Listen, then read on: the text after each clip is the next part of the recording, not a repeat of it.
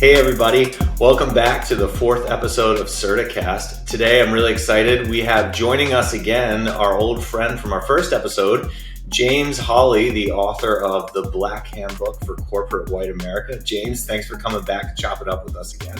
Yes, sir. Great to be back. Great conversation as always. Yeah, it's always awesome, man. Really excited today for our guest, close personal friend of mine, Franklin Owusu, who is the administrator of hospital operations at the Ohio State University. Franklin, thank you so much for joining us today. Goldberg, appreciate you having me on today. Yeah, so that's what we're going to have today. We have high school friends who have called me Goldberg my whole life, so we're gonna roll with it today, James. It's what I go by too. Listen, I'm all in, buddy. I want to get the goods. I want some of the goods. I honestly, we've stood next to each other at each other's weddings, and it's true. I don't think the first name has come out before. I've never called by his first name. Yeah, hopefully we won't get into those stories. So I wanted to get this group together because it's this perfect mix of friendships that I've made earlier in my life, formative friendships from when I was 16 years old, and friendships that I've made just within the last couple of years, James, you and I, and the stuff we've done. And so much of these conversations have been centered around similar things.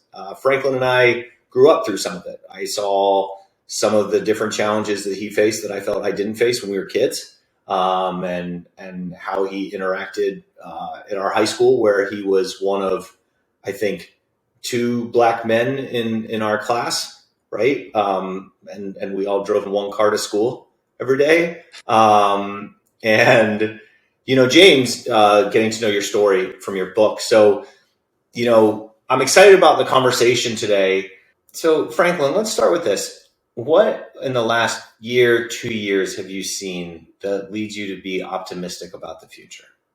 I'm just kind of talking in terms of diversity. I think, since the whole George Floyd situation happened, companies across the country are sort of waking up and realizing, really looking around the room, whether it's the executive suites, the boardrooms, leadership ranks, they're saying to themselves, we need to do more, right?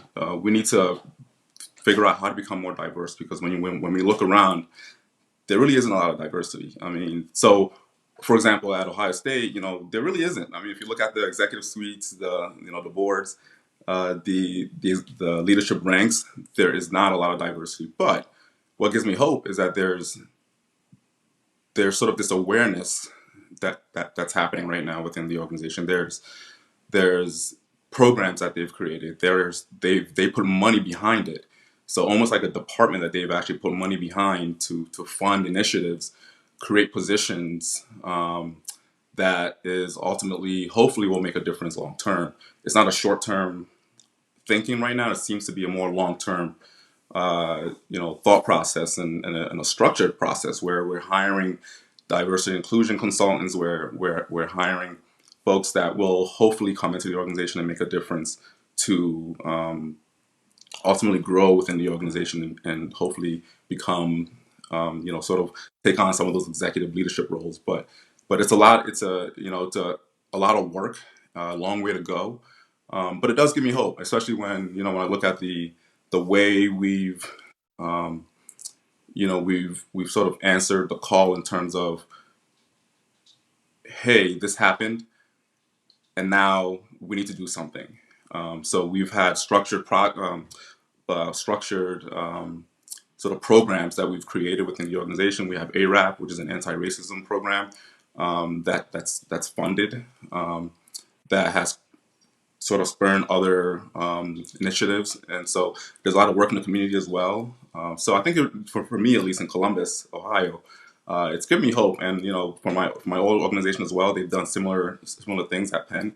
So, when I think about how we can continue to grow and build on this sort of momentum from the time when George Floyd, the whole situation happened, and amongst numerous other issues that's happened since then. So for me, I do think that there's some momentum, there's some hope.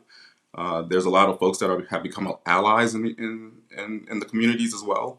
not necessarily people of color, but there are a lot of allies now who are also pushing these initiatives. So it's exciting. I think hopefully as we continue to figure out how to continue to build on this momentum, that it doesn't just sort of die. But I do feel like there's a really good understanding of what needs to happen from a Yeah. lot of reasons, and then ultimately, hopefully, we'll see some of these things come to fruition as time goes on. Yeah. And so, James, it's interesting. You can't tell it from looking at it because you look so great, but you've been doing this a little bit longer than we have. And, you've gone through this journey. And I think one of the things in talking to you, the unfortunate thing is some of these words have been said before, right? This isn't the first time we've gone down these paths. I think my wife and I were talking the other day. You watch some movies that were released in the late 80s, early 90s, and it's like, this isn't new. There were jokes about this, in this old movie that I watched when I was a little kid, whatever. Do you feel that, to Franklin's point, there's a different momentum? There's something more tangible about this time? Listen, these things have been camouflaged for years, right? We've seen every kind of change that they want to put in place never stick or never make change. So then we continue to say, well, 10 years later, we still don't see change. And the tough part is, for a black man to be able to speak to people and for them to hear him, he has to build the equity to be able to do that. And I say that as a challenge, but asking that on top of everything else that you have to deal with makes it extremely tough. So I think this younger generation has a better feel for what we want and what we need. I don't think they're scared to say what they want and need.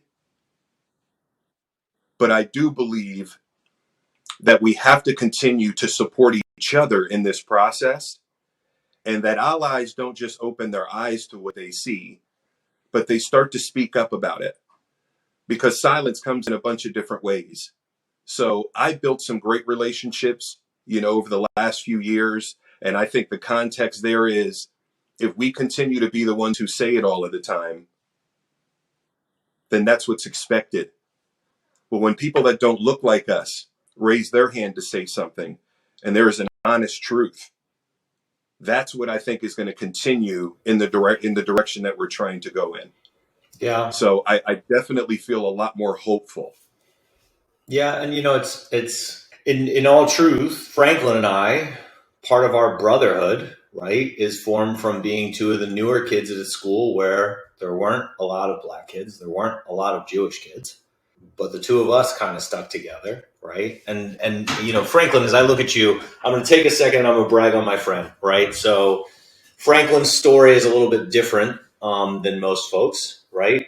Born in Africa, your parents come over to the States. They, at the time, weren't able to afford to bring you and your brother to the States. So you guys remained in Africa for some time after that, right?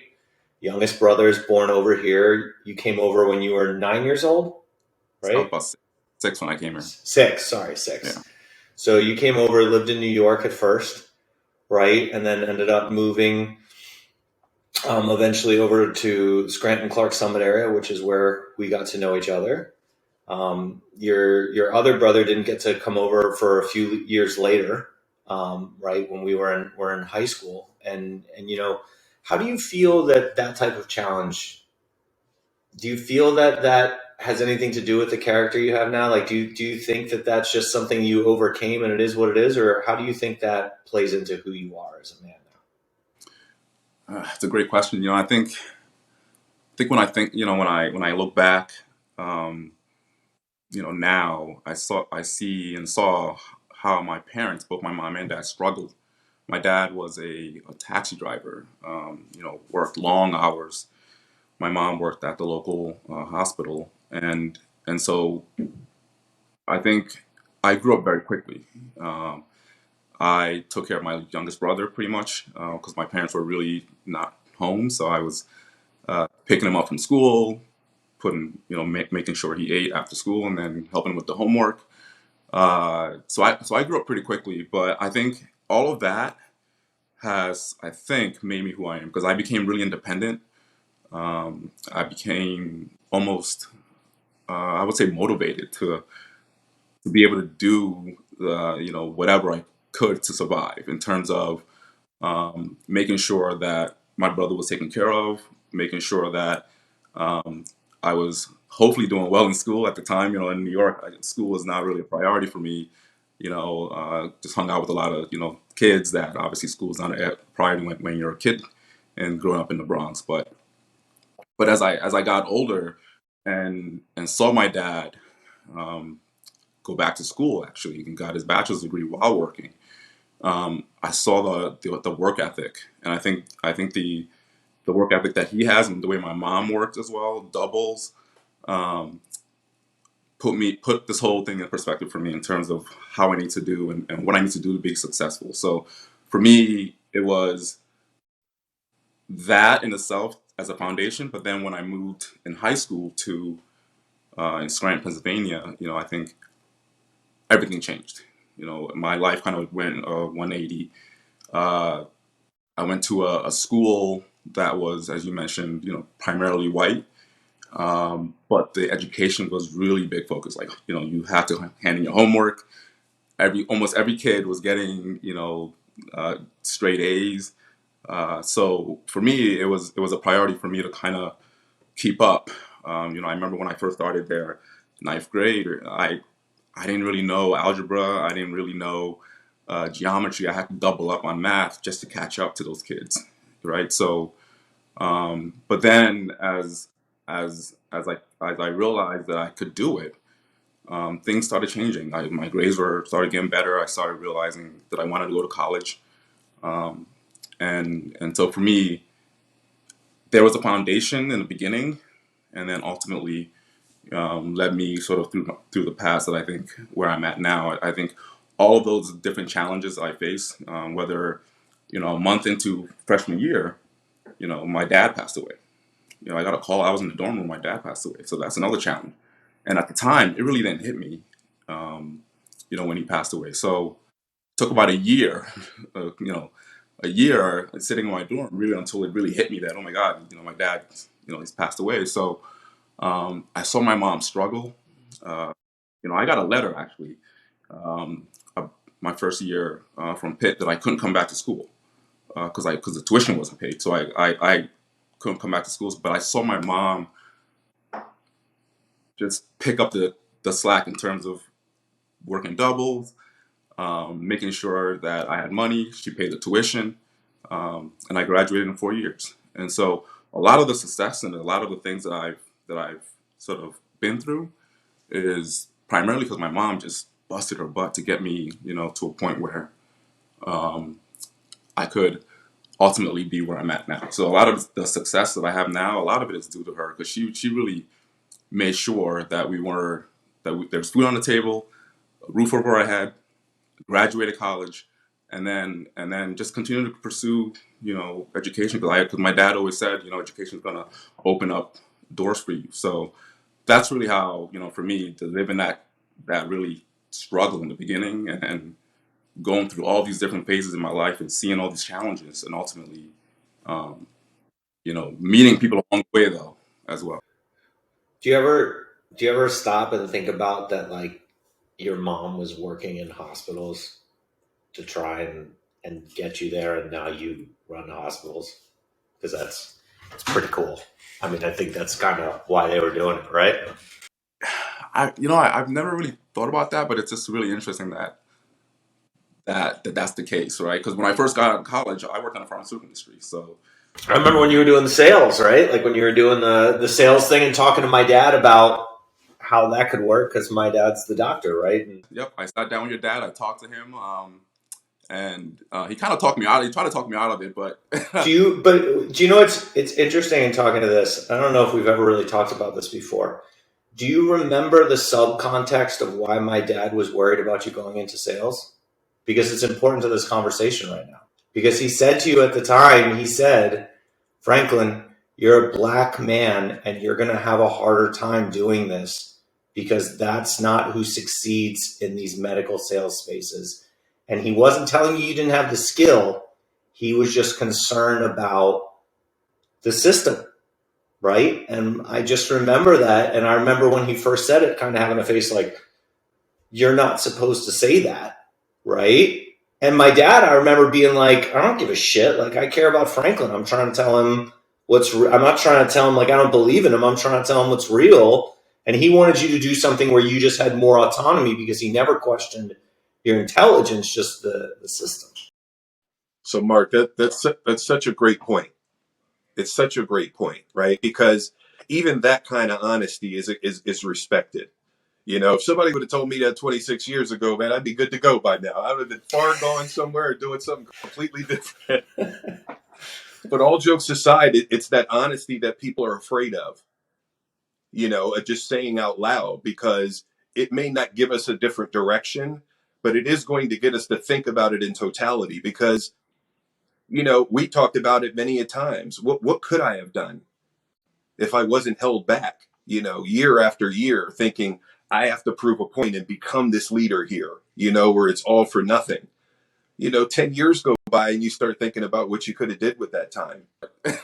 I ultimately went for it, and it was, so that actually was more purposeful than anything else, because as a kid, I actually had, I stuttered a little bit, so I was shy. I didn't like talking to people. I didn't really like being in front of anyone.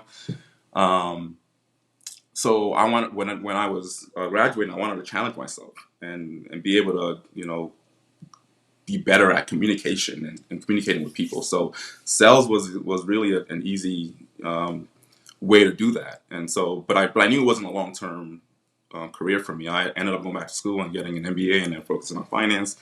Went back to in the pharmaceutical industry, worked in finance for several years. After a while, I really hated it.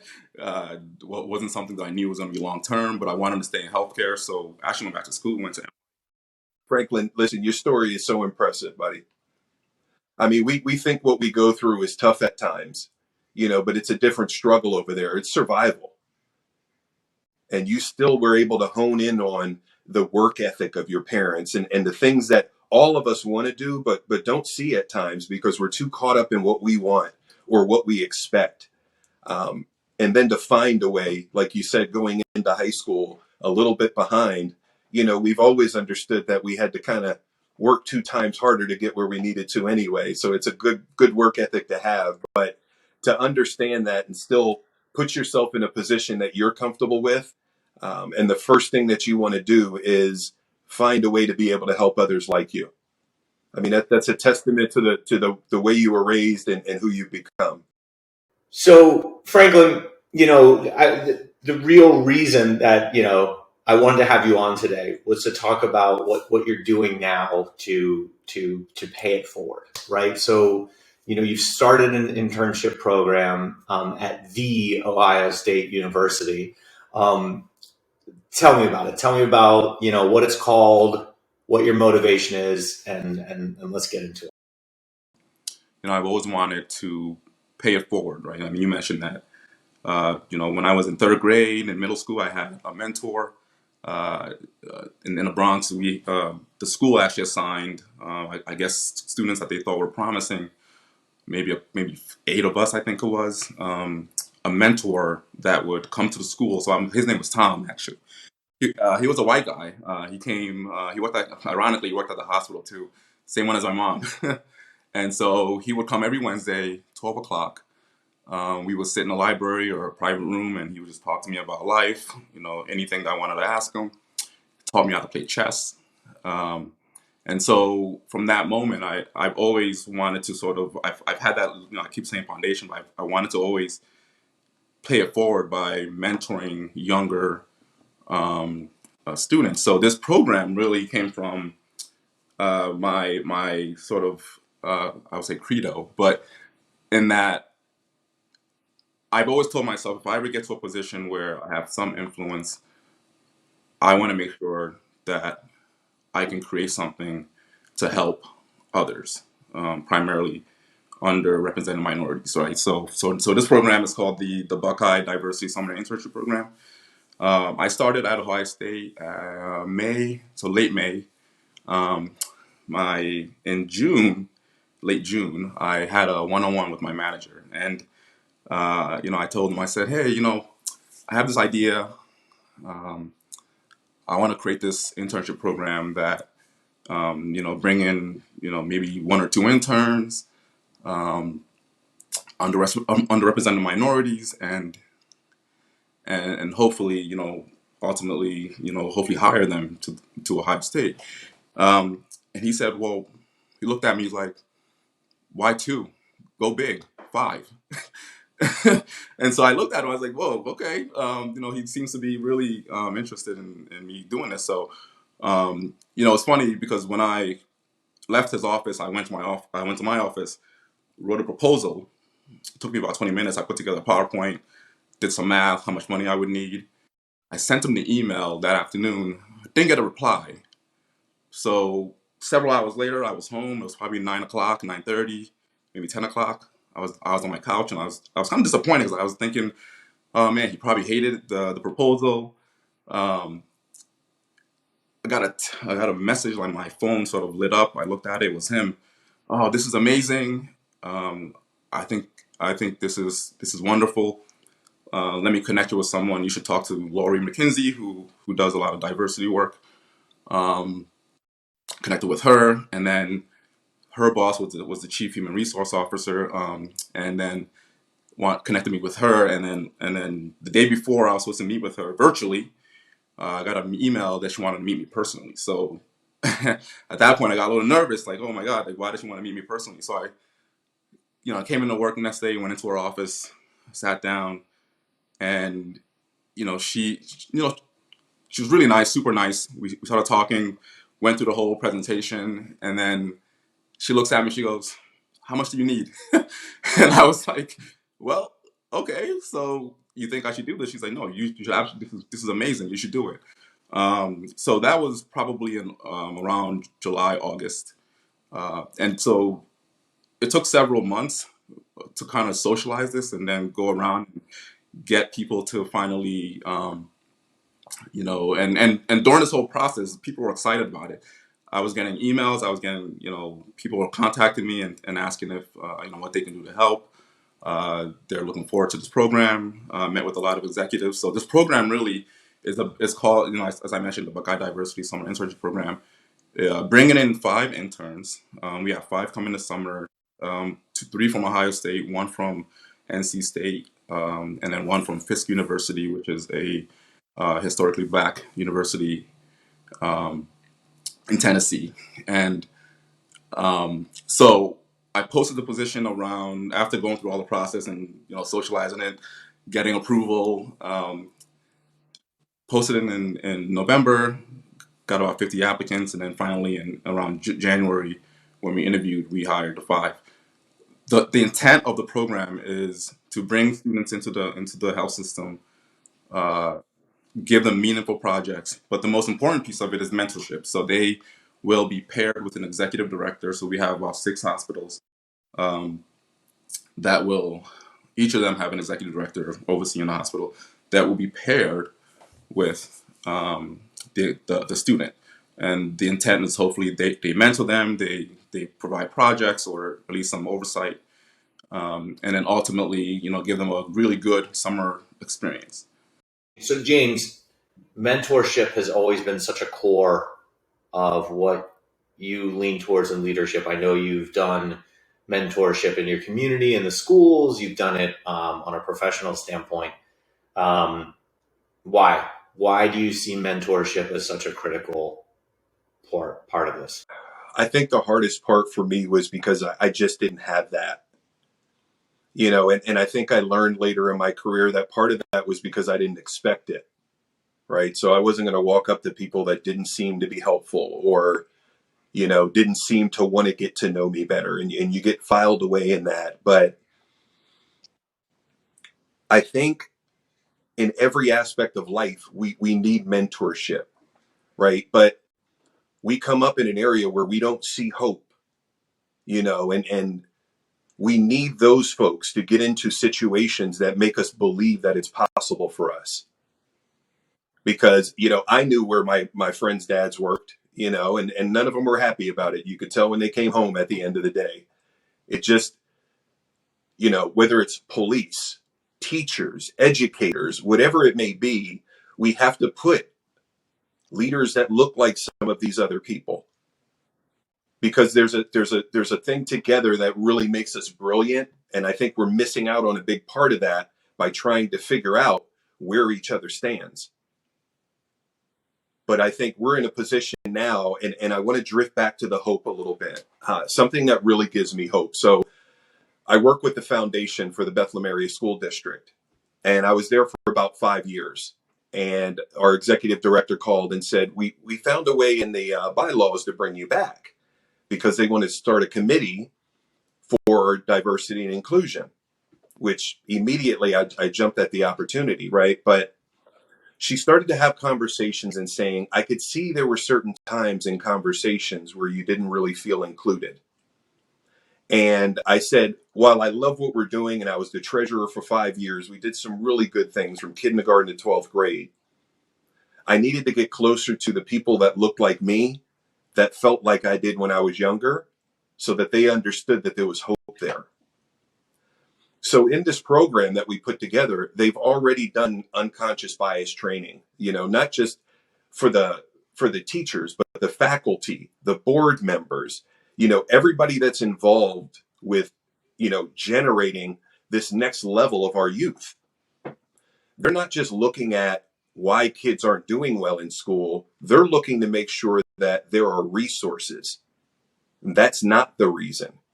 If they're not able to get to school, is transportation the problem? So fixing real issues in the community that are going to allow people to understand hope in a different way, because it's our children. And I think that is the part that is really impressive. We've done some great things. You were a huge part of what started at D&B, because it takes a person like you and an ally like you to step up and say, hey, we should do this. And now we're continuing that trend and doing some really good things. I mean, Black History Month has been my favorite since I started working there, 26 years ago almost. So when you see this real action with it, that's when you start to believe that it's going to happen. But I think the biggest part for me is I demand to be a part of it. I understand I had to be silent for a very long time, but I am at a point where I want to be a part of this change. I don't know if it's going to happen in my time frame, but I am very hopeful of that. Franklin, I wanted to ask you a question. Sure. So you've done some really impressive things already. Now you started an opportunity where for forever it is going to give opportunities to someone or more than one person in regard to the scholarship opportunity. I feel like you have a lot to do yet, and I can tell by your mindset that you're locked into making that happen. So right now, when you think about your legacy as a young fella, where does that fall in it? The fact that you've given an opportunity for someone to be able to go to school that might not have been able to, but then also to be mentored by someone, which we know when we get those opportunities, at times we don't take full advantage of it because we don't have the mentorship. No matter whether it's about the grades, the sports, whatever it is, it's this, I want to connect to someone, but I don't really know how. So having that as an opportunity on top of the scholarship, which then follows through with what they can accomplish, it's just extremely impressive. But I'm wondering where you feel like giving an opportunity to young people for the rest of your life, because it may be around forever now, regardless of what you do next. How does that rate for you and your legacy and what you've accomplished so far? So I'll start with this. So when I first went to Penn, University of Pennsylvania Health System, I was it's a 42,000 employee, huge medical center. So you can get lost very quickly. So I was in administrative fellowship, and it's sort of like a leadership development program. So I have access to a lot of the leaders, and so I sort of built that relationship. But during the course of the fellowship and my time there, I started to feel I mentioned lost, kind of lost. What's next? Like, what am I going to do? Um, and like almost to the point where you kind of feel a little depressed. Like, okay, how am I going to navigate this organization where when I look at the executive suites and the leadership ranks, I don't see anyone that really looks like me, right? So I remember I was sitting. It was a Saturday morning, probably about 9 o'clock, 10 o'clock, and my phone again, lights up. So I look at it. Uh, it's the now CEO of the hospital, just checking in. Hey, how are you? How you feeling? Um, just wanted to check in and see how you're doing. Uh, that meant so much to me that day because that point I felt like there was someone who cared and wanted to see me succeed. And similarly, that's what I want to do for this program, right? I want those students to feel like there is someone looking out for me, giving me an opportunity, but then connecting me to a higher level individual who then will be my mentor, hopefully for life. And one day when they're not feeling so great, they get that text and checking in to make sure that your mental state is okay. And that's what the kind of legacy that I would love to leave, where people feel like they have support, where they're able to have that ally, regardless of color, have that ally. But if it meant so much to me that he reached out to me that day. And then at that point, I kind of felt like, all right, I can do this. I can get through this fellowship. I can get through, this program, and then ultimately, hopefully, advance in my career. So this internship program, hopefully, will provide that similar opportunity for that individual that may not have had an internship this summer, but will change their life because now they're at a major academic medical center. They have access to resources. They can boost up their resume, hopefully stay with Ohio State. And then 5 years from now, 10 years from now, I'm looking at them as probably peers or their directors, vice presidents, and then ultimately maybe in the C suites. That's what I want to see in this organization as a legacy. And please, we can't leave out the fact that they can look up to you. That unlike, and for both of you, right? I mean, that's something that you two have both brought to organizations that you didn't have. Because while you couldn't look up and say, both of you have said to me before, there's no one who looks like me when I look up. Who am I supposed to be following, right? And that's what we're fighting for. But the fact of the matter is that there can be a lot of people that work for the both of you who say, there's absolutely someone who I can look up for. And not only that, look what he did without these resources. He's providing me these resources so I can go further. One of the things that one of my mentors, told me is he had a godfather. He called it a godfather, and a godfather is basically someone that as they're growing, they're taking you with them. Unfortunately, for a lot of people of color, we don't have that type of godfather. Like, it doesn't happen. Um, so when his godfather left to go run a hospital, he took him with him. He then continued to rise, and then he ran his own hospital. But what happens a lot of times is we give opportunities for people of color, and then we forget about them. We don't even, we forget about them, and then.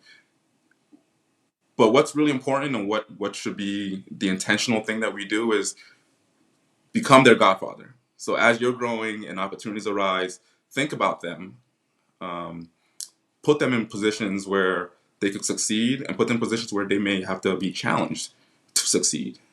So it happens a lot of times where you get to an organization that's huge, and then someone gives you an opportunity, but then you get lost, and then you're stuck in that role for 10, 15, 20 years without an advancement. But when you look at, if you look at a lot of organizations that, especially the executives, primarily, white executives, they've had godfathers. They've had someone pull them and say, hey, you don't have a lot of experience, but I'm going to make you a VP of this, going to make you a VP of operations. And the next, that person, because of that opportunity, becomes, a CEO one day. And that's what happens a lot of times in organizations.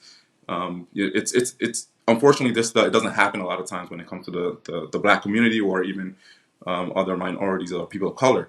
But if we can also get that ally, that person that will look after them, and hopefully I become a godfather one day to a lot of people. That's going to make a huge difference for a lot of folks that never even thought about becoming a CEO or a COO or any kind of VP, in their life. But now they have that opportunity and a foundation that hopefully builds that. So You made a great point earlier, and I think, not having that and wanting to be it for someone else, it takes strength, right? Because there's a bitter part of you that goes, okay, well, I got here. I feel like I kind of got there on my own. And my thinking circumvented to the loneliness that I felt in corporate America for all those years. I literally never wanted anyone to experience. I didn't care who you were, regardless of what color you were. But I wanted to build something, and I wanted to overcome the things that were obstacles in ways that gave other people hope. And then when I became a leader, I think that it's a responsibility, right? If you are not as comfortable with someone, I will figure out, you know, I want to see their children on the screen. I want to know their kids' names, their birth. You have to interact and connect with people. And I think being passed over so long stopped me from thinking about why I wasn't getting the position and realizing that I was in a position to change lives. So when I talk at huddles at work and I'm having conversations with people, it's about life and what it takes to be your best no matter what you do. But I believe there's a responsibility, and a lot of us call ourselves leaders, but we're afraid to lead what we don't know. And that's why there's so many people left behind. And that comfortability allows you to blend that team together because they understand the connection. All I ever wanted to do was as simple as what I've told my children. I wanted to bring people up in the business that were better than me, not because they take my job. Listen, other people have that didn't deserve to, right? I can't worry about that part of it, but build them up so they are better than me. Just like I wanted to raise children that were better than me. And listen, I didn't have a mentor in corporate America for a very long time, but I also didn't have a father, and I raised 7 children that are strong and all over 18 now and doing what they love to do. So there's nothing else that can be taken at the end of the day when you realize how much you have to give. And the relationships that I build will always outweigh the numbers. Yes, success comes with the culture that you breed because people love, they're a family on my team, regardless of who they are. But at the end of the day, it's really about the relationships. People that reach out to me that have left the business for 5 or 6 years and say they heard something in a meeting that reminded them of me, or some conversation that we had that motivated them to stick to it. It's not about building people that are better in my organization. It's about building better men and women, regardless of color or creed, to what their maximum is, who they want to be, not who they are or what position is next for them, the capacity, even if it's 3 levels above. And if they don't get it where they're at, they'll be prepared if they go somewhere else. while we're succeeding, we're also hopefully looking behind us and we see a line of people behind us that we're godfathers to, that we're taking along for the ride. So I really appreciate you, Gober, for, I'm really proud of you, man. Like all the work that you've done and the family man that you've become now. It's really impressive. Thanks, buddy. You guys, I'll tell you what, this has been such a wonderful conversation. I appreciate it endlessly. For anyone who hasn't already, I really encourage you to check out James's book. He has other books as well, so you can go look him up. James Holley, wonderful author. Hopefully he'll be bringing us some more stuff soon, and we'll bring him back again. I think, Franklin, we're going to force you to come back again. Maybe we'll do some of these different roundtable chats and have conversations.